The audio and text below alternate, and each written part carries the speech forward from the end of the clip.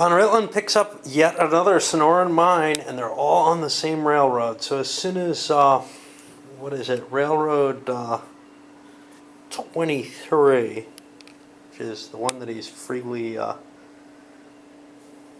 invested in, comes into play, those mines all increase in value. A big, big bonus that he's drawing right now. He's also considering paying to bring those banditos of Terrazos and restore them for $1. Gives him some free banditos, which he can then release. So here's an impressive card. President Diaz nationalizes the railroads.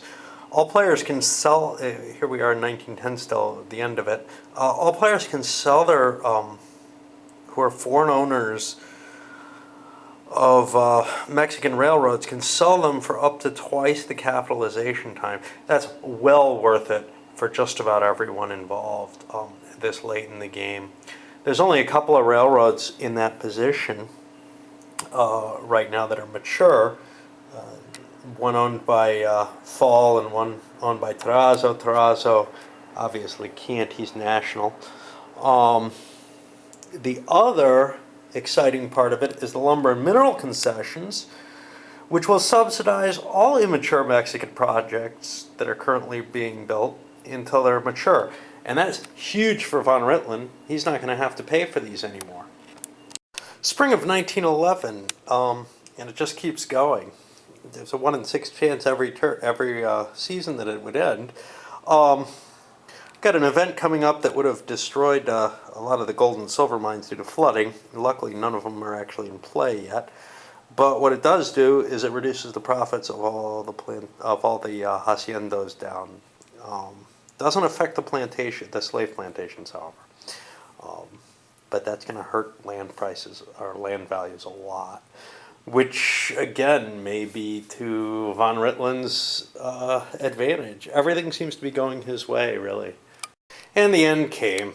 Big 11 plus 3, 14.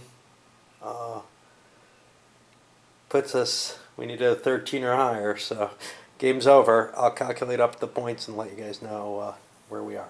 So I calculated the totals. What we got is, well, the prisoner, Terrazos, has $3. His 2 railways at $1. Governor Green only amassed 7. Again, 2 properties. Governor Von Rittlen had 13, and it's really sad with the amount of power that he had, on the deck, as it were. But the revolution, his territories got nationalized, and he was out in Schitt's Creek. On the other hand, President Albert Fall has $37. Most of which was cash that he just squirreled away, being the honest and scrupulous man he is. He had $26 sitting in there, along with the properties. By the way, Fall was indicted in the Teapot Dome scandal, and I believe spent prison time for it. Anyway, I'll be back with a discussion of the game as a whole. But I have to say this much. This one has been one of the more interesting ones I've ever played. I don't think I've ever seen it play quite this way before. It definitely moved from this completely stagnant economic situation because of Terrazos' actions to a very, very political game. Maybe because the money wasn't available for investments. People going off to war get that big 2 extra points. Another point from there was the Mexican card that gave a point to everyone, and then there was also, of course, the newspaper, which made it all very easy to grab political appointments. Everybody had a lot of points there. Eventually, enough money to make some things work happen, but it was mainly through political means. So, for example, Von Rittlen would not have been able to amass this kind of empire without the political support of being governor of Sonora.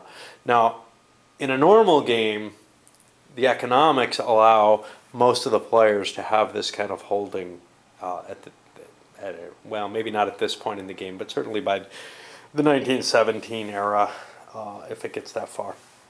Anyway, we'll talk about my overall impressions in a bit.